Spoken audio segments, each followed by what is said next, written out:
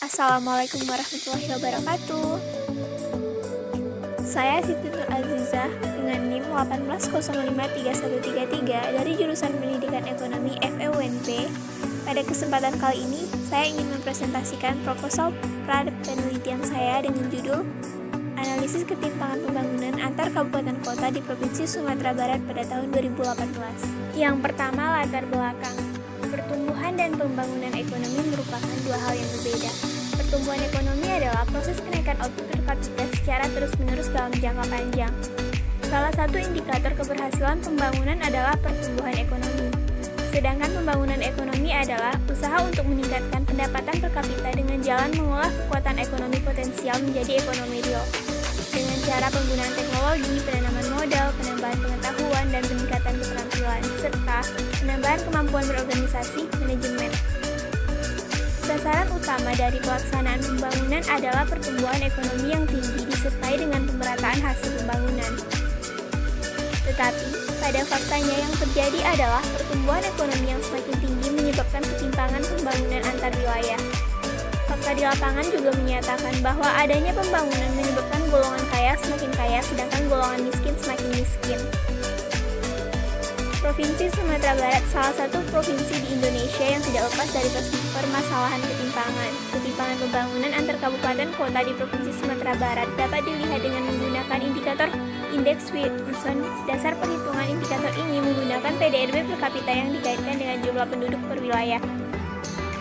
Berdasarkan tabel 1 yang menunjukkan produk domestik regional bruto atau PDRB per kapita menurut kabupaten kota di Provinsi Sumatera Barat dalam Rp1.000, dapat dilihat bahwa terjadi ketimpangan PDRB per kapita di Provinsi Sumatera Barat, di mana Kota Padang, Kota Bukit Tinggi, dan Kota Padang Panjang memiliki PDRB per kapita yang cukup tinggi. Sedangkan Kabupaten Pesisir Selatan merupakan kabupaten dengan PDRB per kapita paling rendah. Dan Kabupaten Pasaman merupakan kabupaten dengan PDRB terendah kedua setelah Kabupaten Pesisir Selatan. Selanjutnya, berdasarkan tabel 2, yang menunjukkan jumlah penduduk menurut kabupaten kota di Provinsi Sumatera Barat pada tahun 2018. Berdasarkan tabel tersebut, dapat dilihat bahwa Kota Padang merupakan kota dengan jumlah penduduk terbanyak. Hal ini dapat dikatakan seimbang dengan PDRB per kapita Kota Padang yang cukup tinggi.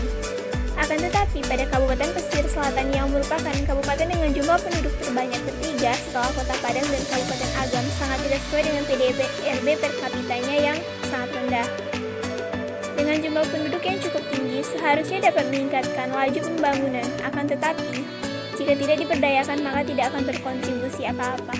Jumlah penduduk yang tinggi di suatu daerah tidak akan menimbulkan masalah jika produktivitas penduduknya juga tinggi sehingga tidak menyebabkan ketimpangan ekonomi. Selanjutnya, identifikasi masalah. Berdasarkan latar belakang masalah di atas, dapat diidentifikasikan permasalahan-permasalahan yang timbul sebagai berikut. Yang pertama, PDRB per kapita yang tidak merata antar kabupaten kota di Provinsi Sumatera Barat. Yang kedua, jumlah penduduk yang cukup besar tidak berkontribusi secara maksimal terhadap pembangunan di beberapa kabupaten di Provinsi Sumatera Barat. Yang ketiga, tidak meratanya pembangunan antar kabupaten kota di Provinsi Sumatera Barat. Selanjutnya, batasan masalah. Luasnya cakupan masalah dan kemampuan peneliti yang terbatas, maka dalam penelitian ini diperlukan batasan agar penelitian dapat terfokus. Karena banyaknya faktor yang dapat mempengaruhi ketimpangan, maka penelitian ini hanya terfokus pada pengaruh PDRB per kapita dan jumlah penduduk terhadap ketimpangan antar kabupaten kota di Provinsi Sumatera Barat pada tahun 2018. Berikutnya yaitu rumusan masalah. Berdasarkan latar belakang, perumusan masalah dalam penelitian ini adalah sebagai berikut. Yang pertama, seberapa besar ketimpangan pembangunan antar kabupaten kota di Provinsi Sumatera Barat. Yang kedua, bagaimana pengaruh PDRB per kapita terhadap ketimpangan pembangunan antar kabupaten kota di Provinsi Sumatera Barat. Yang ketiga, bagaimana pengaruh jumlah penduduk terhadap ketimpangan pembangunan antar kabupaten kota di Provinsi Sumatera Barat. Tahap selanjutnya yaitu tujuan penelitian. Penelitian ini bertujuan untuk, yang pertama, mengetahui seberapa besar ketimpangan pembangunan antar kabupaten kota di Provinsi Sumatera Barat. Yang kedua, untuk mengetahui bagaimana pengaruh PDRB per kapita terhadap ketimpangan pembangunan antar kabupaten kota di Provinsi Sumatera Barat. Dan yang terakhir, untuk mengetahui bagaimana pengaruh jumlah penduduk terhadap ketimpangan pembangunan antar kabupaten kota di Provinsi Sumatera Barat. Pada bab 2 yaitu kajian pustaka. Yang pertama, pembangunan ekonomi dan ketimpangan. Pembangunan merupakan proses transformasi yang dalam perjalanan waktu ditandai dengan perubahan struktural, yakni perubahan pada landasan kegiatan ekonomi maupun pada kerangka susunan ekonomi masyarakat yang bersangkutan. Pada umumnya, pembangunan selalu disertai dengan pertumbuhan, tetapi pertumbuhan belum tentu disertai dengan pembangunan. Pada tingkat permulaan, pembangunan ekonomi dibarengi pula dengan pertumbuhan dan sebaliknya. Dalam pelaksanaan pembangunan, pertumbuhan ekonomi yang tinggi disertai dengan pemerataan hasil pembangunan menjadi sasaran utama. Namun, pada kenyataannya pertumbuhan ekonomi yang semakin tinggi menimbulkan ketimpangan pembangunan antar wilayah.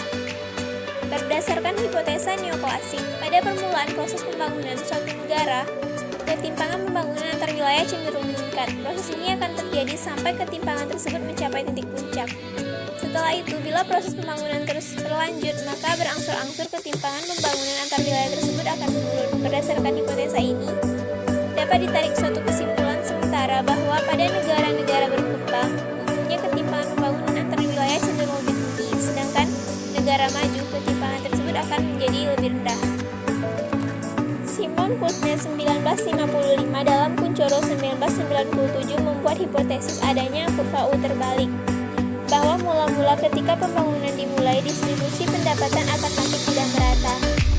Namun setelah mencapai suatu tingkat pembangunan tertentu, distribusi pendapatan makin merata. Williamson 1965 meneliti hubungan antara disparitas regional dan tingkat pembangunan ekonomi. Dengan menggunakan data ekonomi negara yang sudah maju dan yang sedang berkembang, selama dalam tahap awal pembangunan, disparitas regional menjadi lebih besar, dan pembangunan terkonsentrasi di daerah-daerah tertentu. Pada tahap ekonomi yang lebih maju, dilihat dari pertumbuhan ekonomi, tampak bahwa keseimbangan antar daerah dan disparitas berkurang dengan signifikan. Berikutnya yaitu produk domestik regional bruto atau PDRB. Salah satu indikator capaian pembangunan ekonomi di suatu wilayah adalah besaran PDRB. PDRB merupakan jumlah nilai tambah atas barang dan jasa yang dihasilkan oleh berbagai unit produksi di suatu wilayah dalam jangka waktu tertentu. Pertumbuhan ekonomi dihitung dari perubahan PDRB atas dasar harga konstan pada suatu periode dibandingkan periode sebelumnya. Secara teori, pertumbuhan ekonomi berkorelasi positif terhadap penyerapan tenaga kerja.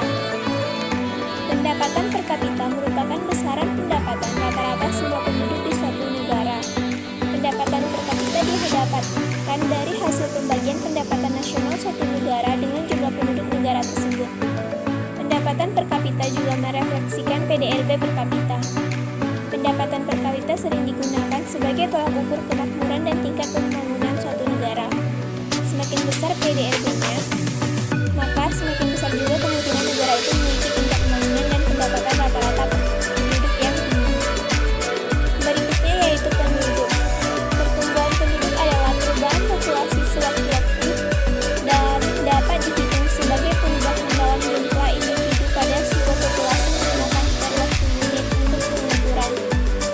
Sebutan pertumbuhan penduduk merujuk pada semua spesies, tetapi selalu mengarah pada manusia dan sering digunakan secara informal untuk sebutan demografi nilai pertumbuhan penduduk dan digunakan untuk merujuk pada pertumbuhan penduduk di dunia. Salah satu faktor penyebab ketimpangan sub-Saharan Afrika adalah peningkatan populasi penduduk. Menurut pandangan para ahli dalam ekonomi klasik, ada 4 faktor yang mempengaruhi pertumbuhan ekonomi. Yang pertama yaitu jumlah penduduk, yang kedua jumlah stok barang-barang modal, yang ketiga luas tanah dan kekayaan alam, dan yang terakhir tingkat teknologi yang digunakan. Berdasarkan teori pertumbuhan ekonomi klasik tersebut dikemukakan suatu teori yang menjelaskan kaitan antara pendapatan per kapita dengan jumlah penduduk. Teori tersebut dinamakan teori penduduk optimum. Dalam buku David Ricardo yang berjudul The Principle of Political Economy and Taxation, pada teorinya Ricardian menganalisasi mengenai proses terjadinya pertumbuhan ekonomi. Jumlah penduduk sangat rendah dan kekayaan alam masih berlimpah. Dalam keadaan seperti ini, para pengusaha dan dalam menjalankan usahanya dengan menggunakan kekayaan alam sebagai faktor produksi mengakibatkan para pengusaha dapat memperoleh keuntungan yang tinggi untuk mempertinggi tingkat modal yang dimiliki.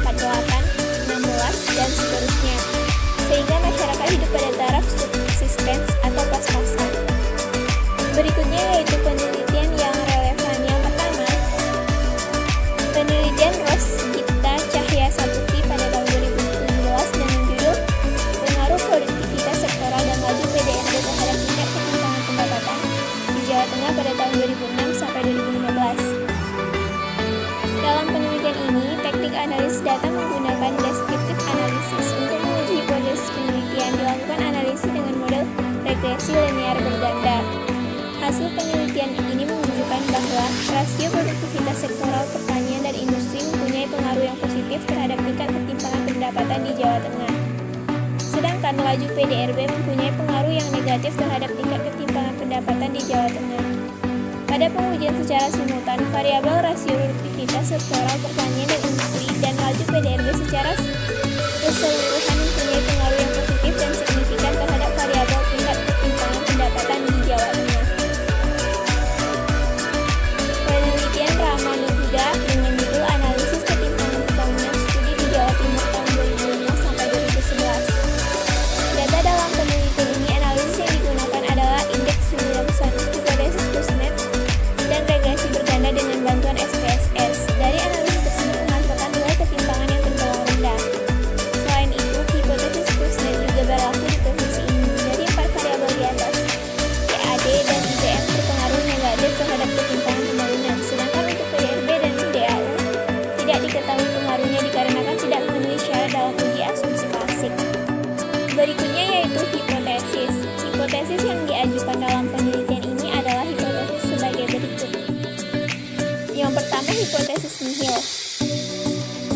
Diduga tidak ada pengaruh yang positif antara PDRB dengan ketimpangan pembangunan antar kabupaten kota di Provinsi Sumatera Barat.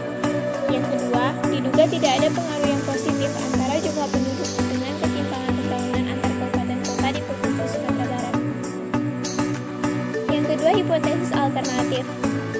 Diduga ada pengaruh yang positif antara PDRB dengan ketimpangan pembangunan antar kabupaten kota di Provinsi Sumatera Barat. Diduga ada pengaruh yang positif antara jumlah penduduk dengan ketimpangan pembangunan antar kabupaten kota di Provinsi Sumatera Barat. Selanjutnya bab 3 yaitu metode penelitian. Yang pertama, jenis penelitian. Penelitian ini merupakan penelitian deskriptif analisis dikarenakan penelitian ini adalah metode yang bertujuan untuk mendeskripsikan atau memberikan gambaran terhadap suatu objek penelitian yang diteliti melalui sampel atau data yang telah terkumpul dan membuat suatu kesimpulan yang berlaku umum. Selanjutnya yaitu populasi dan sampel. Populasi diartikan sebagai objek atau subjek yang berada pada suatu wilayah yang memenuhi syarat tertentu yang berkaitan dengan masalah penelitian. Elemen atau unsur dari populasi adalah anggota dari populasi yang diamati, sedangkan bingkai dari populasi adalah daftar dari semua elemen atau unsur dalam populasi. Menurut Arikunte 2010, sampel adalah bagian dari populasi, sedangkan sampel penelitian adalah sebagian populasi yang diambil sebagai sumber data yang dapat mewakili seluruh populasi. Populasi yang digunakan dalam penelitian ini yaitu 19 kabupaten dan kota di Provinsi Sumatera Barat. Dan sampel yang digunakan dalam penelitian ini juga merupakan 19 kabupaten kota di Provinsi Sumatera Barat. Hal ini dikarenakan teknik pengambilan sampel dalam penelitian ini menggunakan teknik sampling jernih atau total sampling, yang artinya peneliti menggunakan semua populasi sebagai sampel. Berikutnya, teknik pengumpulan data. Teknik pengumpulan data yang digunakan dalam penelitian ini adalah metode dokumentasi. Metode dokumentasi adalah metode pengambilan data dari lembaga-lembaga terkait, yaitu BPS Provinsi Sumatera Barat. Pustaka lain yang digunakan sebagai pelengkap yaitu jurnal-jurnal serta buku-buku yang berhubungan dengan masalah ketimpangan. Jenis data yang digunakan dalam penelitian ini adalah data sumber, yaitu jenis data yang telah dikumpulkan oleh lembaga pengumpulan data dan dipublikasikan kepada masyarakat. Berikutnya yaitu instrumen penelitian. Dalam penelitian ini, instrumen penelitian yang digunakan adalah instrumen dokumentasi. Instrumen dokumentasi merupakan suatu bentuk pengarsipan instrumentasi penelitian. Instrumen dokumentasi yang digunakan berupa data yang diperoleh dari Badan Pusat Statistik Sumatera Barat. Sebagai pelengkap digunakan jurnal-jurnal dan buku-buku yang berhubungan dengan masalah ketimpangan pembangunan, PDRB, dan jumlah penduduk.